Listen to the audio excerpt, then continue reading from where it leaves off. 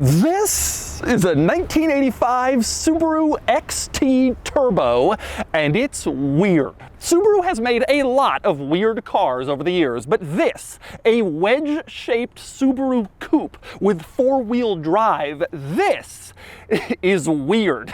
Today, I'm going to review the XT and show you all of its many quirks and features.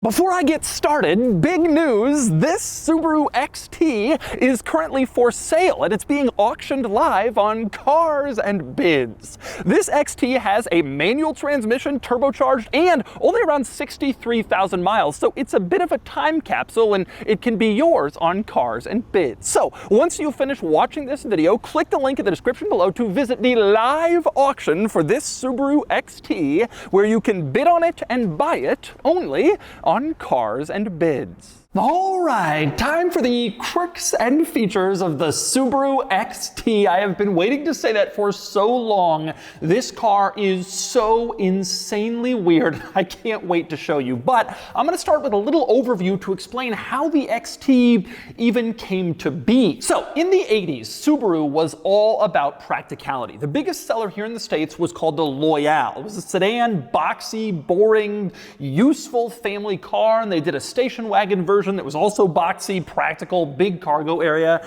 They had the Brat, which is a little weird, but it had its roots in practicality, a truck that you could use and put people in the back of. In Asia, they were selling the Sambar, which is a K car that was offered in all sorts of body styles, van, truck, for pure practicality. And then they came out with this. So, why? Well, in the 80s, all the Japanese automakers were doing it. Toyota had the MR2 and the Celica. Honda was coming out with the Integra. The Eclipse came out a few years later. The Datsun Z. Everybody was doing it, and Subaru figured, hey, we want to get in on this little Japanese sports car trend.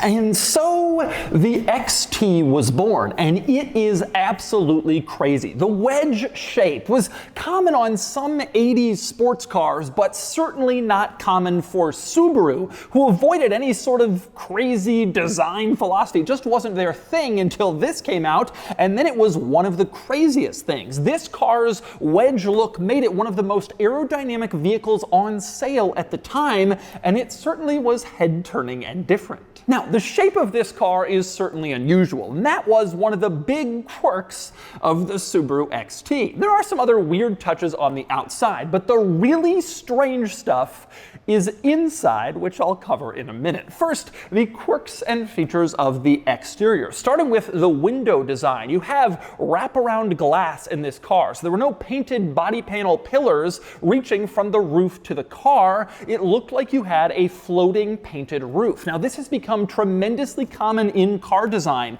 It's a cool feature. A lot of luxury SUVs have it, but in the 80s, it was totally unheard of, very uncommon, but the Subaru XT had it. You also had these wheels, which they have squares in them. They have squares in the wheels. It's just not how you do it. But it was Subaru, and it was weird, and it was the angular 80s, so it's what they did. And then you have the door handles, which you walk up and it looks like, well, how do you operate this thing? There's nowhere to pull. It turns out you push your hand in the bottom slot and it just gives way and lets your hand in, and then you pull the upper slot, which is the actual mechanical door handle part, you pull that and the door opens. Certainly very quirky. But next we move inside, where it is just open season of insanity in the XT. Okay, the thing this car is most known for, the weird thing, is its steering wheel, which right now is perfectly straight. This was the straight-on steering wheel position. It looks like it's turned 90 degrees. It is not. You have one spoke that comes down to the left. You have another that comes horizontally to the right, and that is the straight drive forward wheels not turned regular position of the steering wheel. And even stranger, the handle to adjust the telescoping of the steering wheel forward and backwards is right here on the lower spoke. You pull it out and then you can move the steering wheel forward or backwards and then put it back in place. It's just hidden there on the bizarre spokes of this bizarre steering wheel, and we are just getting warmed up in this car. So, another quirk. Subaru's parent company then and now is called Fuji Heavy Industries, which also makes jets and airplanes and a lot of aviation items. And so the interior of this car was inspired by planes, and that included the gear lever, which is this. This car has a manual transmission. This is a manual gear selector, and it looks like the yoke on an airplane. And yes, this is me shifting into gear. You don't have like a stick with a ball on top like every other manual gear selector in history. It really looks like a joystick or a plane's rudder control. This is the standard manual shift lever in the Subaru XT. And the airplane stuff continued into the gauge cluster, where you had this, a fully digital gauge cluster that almost looks like a runway and a horizon out in front of you. One of the horizon lines is your tachometer, which is also repeated digitally up above, and the other one is your turbo boost gauge, as you can see on the other side. And then you also have a digital readout of your speed as you're driving along. You can also see the fuel gauge and the temperature gauge are displayed in their own digital little 3D rectangles on either side of the gauge cluster, and you had a digital readout for your exterior temperature. A few 80s cars had these digital gauge clusters and they were bizarre, but this one is certainly among the very most bizarre, especially when paired with the airplane joystick manual transmission lever. This car is insane. And we are only just scratching the surface. Let's next move on to the giant controls hanging off the steering column. You can see on the left and right side there are these big panels of buttons that just hang off the steering column. On the right side, you have your windshield wipers on the outer edge of this big panel. And then on the inside, you have your climate controls. You can see heat, AC, max, etc. But those are not all of your climate controls. They don't all fit there. So Subaru also put some of the climate controls in the center console here, right next to the driver's seat and the parking brake. This is your fan speed and your temperature adjustment, climate control sliders in the center console. This is totally insane. Now, on the left side of the steering wheel, this giant panel kind of hanging off controls various functions, although primarily your headlights. You can see headlight buttons on the outer edge. Now, in the inner part, you see one button that looks like it's been pulled off. That actually is designed that way to let you know when the headlights are on. You can see, turn on the headlights, and then a little light lights up here to communicate to you that, hey, the headlights are on, don't forget to turn them off. You also have a button over here marked height. This car had pneumatic suspension like a Citroen in the day, and if you pressed height, it would actually raise itself up for better ground clearance or lower itself for better aerodynamics and performance with the push of that button. Another bizarre quirk and feature of the Subaru XT. Now, also over on the left side of the steering wheel, you also had a separate stalk for the turn signals. So they come off the steering column separately from the giant button panel that comes off. Everything is a little bit busy over there, but maybe the weirdest thing on the left side is how you flash your high beams. You pull on the turn signal stalk like in most cars, and then the pop-up headlights come up, allowing you to flash your high beams, and then when you're done flashing, the pop-ups go down after a couple seconds when they determine you're not going to be flashing the lights anymore. They retreat back into the car. So when you first pull to flash your lights, it doesn't actually flash your lights. It just pops up the pop-ups, and then you can start flashing, and when you're done, they go down after a few seconds. Now, on the right side of the steering wheel, it's also pretty busy with this giant button panel and the ignition, which is sort of hidden behind it and rather difficult to reach. You got to work your key under the steering wheel, under the button panel, and into the ignition, twist it, and it comes on. And there is still more crazy to cover with this car. At the base of the gauge cluster on the left side, writing that says speed alarm on off. This car came standard with an alarm that would turn on and alert you if you had reached 55 miles an hour. It would start dinging, ding, ding, ding, to let you know you were over 55. You could turn it off if you wanted to. And speaking of warnings, here's a bizarre one. There is a warning light in the gauge cluster to let you know that your doors are unlocked. If you haven't locked your doors, this warning light comes on to remind you, hey, lock your doors. You don't want to get carjacked. And when you lock them, the warning light turns off. How about this for strange? I've already showed you how to telescope the wheel forward and backwards, but to tilt it up and down, there's a latch down here where you'd normally find like the hood latch in the driver's footwell area. You pull that and then you can move the steering wheel up or down, and the gauge cluster moves along with it, up or down when you move the wheel. This has become somewhat commonplace in cars to move the gauge cluster with the steering wheel, but back in the 80s it would have been a radical design like everything else in this crazy car. And speaking of strange controls, how about over on the door panel? You can see the power mirror adjustment, the door handle to get out, but where are the power windows? The answer is look further up and you have writing that says power window, because they hid the switches on the side of the door panel where it wasn't actually visible to someone sitting in the driver's seat. And so they had to communicate where the power window switch actually was, because they had placed it in this hidden spot and you wouldn't know otherwise. And you can see you got driver, passenger power windows there, and the switch to lock out the power windows if you want. Next, let's move to the central climate vent, which is this large singular vent. Seems odd, then driver and passenger have to fight over it, except they don't, because this is actually two vents. You can see the little slider twice, upper and lower, two separate vents.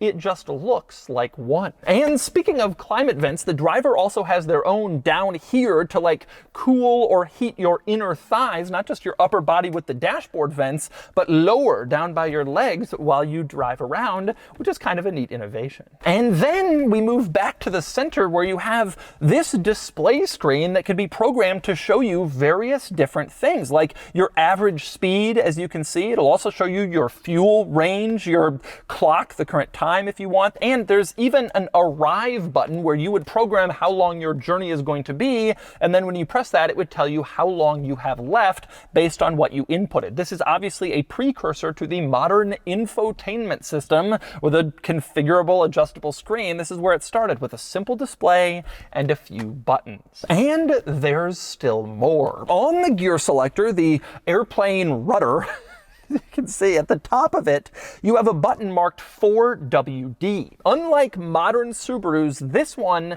didn't have all-wheel drive that was always operational. You had to put on four-wheel drive, which you did with the push of this button at the top of the gear lever. So this wasn't just for shifting gears. You could push the top and activate your four-wheel drive system in this car.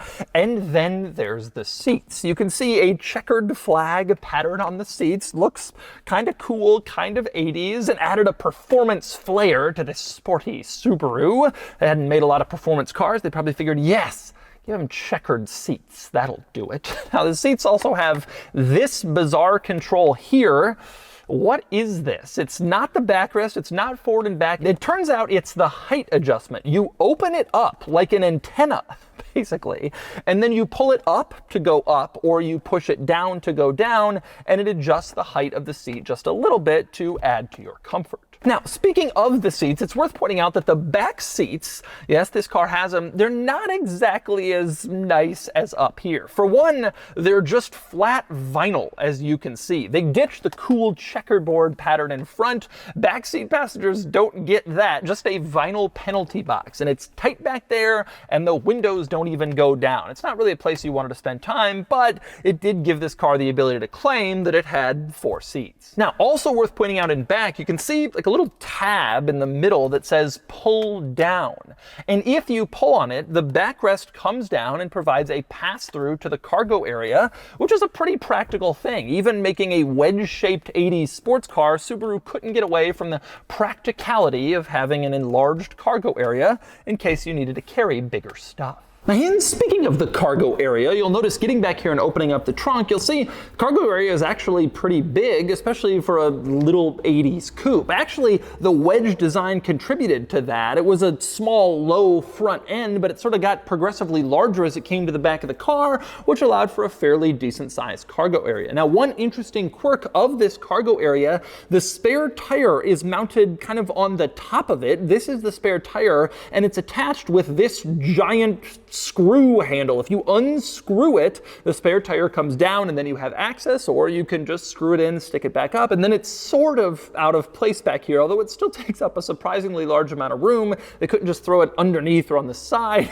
It had to be screwed to the top. And then we move under the hood and let's talk performance. The XT had its cool 80s wedge shape, but it wasn't exactly fast. So this car came out for the 1985 model year. This is an 85 Subaru XT, and two different powertrain choices were offered. The base model had a 1.8 liter naturally aspirated flat four that made 97 horsepower. Or you could upgrade to the turbo model. That's this one. It had a turbocharged version of that same 1.8 liter flat four, and it made 112 horsepower, which was later upped to 114 horsepower. Not exactly a particularly muscular figure. Now, annoyingly, European XT turbo models got 135 horsepower, actually a pretty significant boost compared to North American models where we were stuck with 112. Maybe more interestingly, you could choose between two different drivetrains. Front-wheel drive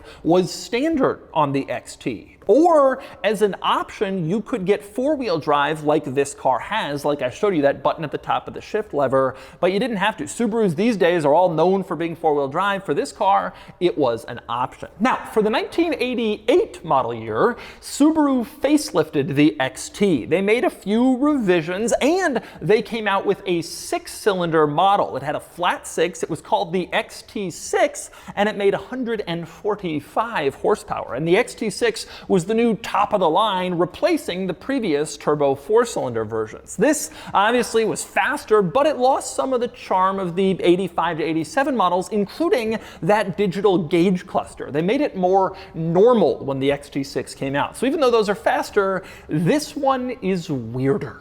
All right, driving the Subaru XT. So many cars that are weird on the outside are not also weird on the inside. They kind of just, they make them weird and interesting, and then they just sort of stop there with the weirdness. Well, this car is also weird on the inside, as you saw, and the driving experience is also kind of bizarre, frankly. One good example is the shift lever, which is, instead of like a thing that I grab from the top, I like put my arm around it like I'm my whole hand around it like I'm taking off in an airplane.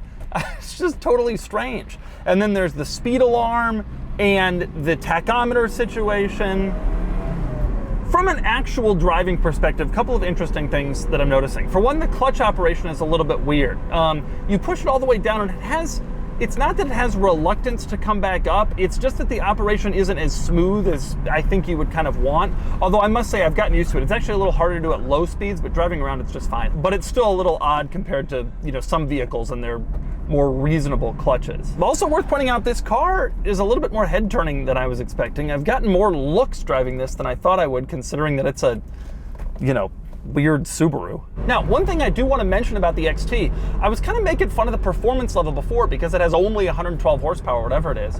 But I have to tell you, it actually drives pretty quick. Now, I'm sure the XT6 would be faster, but here's two cool things about it. Number one, it's turbocharged, and it's not turbocharged like a modern car, it's turbocharged like an 80s car, which means if you floor it, you get nothing and then a blast of power in your face. And even at 112 horsepower, that blast is pretty big because the car doesn't really weigh all that much. So I'm getting on it here and it's like, well, not much, not much, not much. Okay, we're feeling a little turbo. Woo-hoo-hoo! You get some sound and you get going and it's kind of quick. The other thing is the car is low. So in addition to being light, it's also low to the ground, and that kind of amplifies the feeling of speed. I wouldn't call it fast, but it's like punchier and pokier than I thought. Truthfully, I'm kind of into this car. It just is so stupid on the inside with the aircraft gauges and the shift lever. I mean, it's kind of ridiculous. And then it's also sort of fun to drive. The thing about this is you got to kind of be a quirky car person. If you're just going for a pure driving experience play, a Miata's more fun and probably not too much more expensive. But if you want something that like will turn heads at Cars and Coffee and then you open the door and show them the steering wheel, I have a suspicion that you would have even more fun with this. If you're really into like quirky and weird and interesting and strange cars, this is certainly that. And that's really kind of the crux of this car. It's sort of fun to drive. It's sort of weird to move around and touch and feel and see all these weird interior things, but mostly it's just quirky. And I think if you're into quirky cars, the Subaru XT has always held kind of a mythical status in your mind. It certainly has in mine. I've wanted to review one of these for years. It also drives fine. So like it's a quirky level 9, drive level 5 or 6. Well, that's a pretty good thing if you're like a quirky car person. A lot of quirky cars like the Pontiac Aztek are not fun to drive. So here's the example of having something that's quirky and actually kind of fun to toss around and throw around. Steering response isn't particularly great. Like it's not intended to be like a little toss around sports car quite like a Miata is. I mean, it's a little slow to steer. There's a little bit more body roll than you'd want from like a truly fast sports car. I mean, this car's almost 40 years old and it feels it. But it certainly has the 80s vibe, the weirdness, the cool factor. And that's kind of interesting, especially for the price point. I mean, you can't tell me this thing isn't just a crazy little car for what's going to end up being, you know, $5,000 to $10,000. I mean, this is great for that kind of money. It's just weird. You get to drive an 80s wedge, a nearly Gandini-inspired design. Just Subaru. It's just plain fun as a quirky car enthusiast. And so that's the Subaru XT. Maybe, well, actually certainly the weirdest Subaru ever made, with its wedge shape, a 4-wheel drive coupe, and that steering wheel. And it's also just so 80s and so quirky, and it can be yours on Cars and Biz. And now it's time to give the Subaru XT a DougScore. And the DougScore is here, 40 out of 100, which places the XT here against some other similar cars. It's last, but it's also worth noting every other car on this list is a lot newer than the XT. Overall, the XT is cool. It looks cool, it's filled with quirks, it's just plain interesting. And while it's maybe not the best performer in the world, it'll certainly turn heads. And it's especially a conversation starter once people poke their heads inside and look at all the weirdness.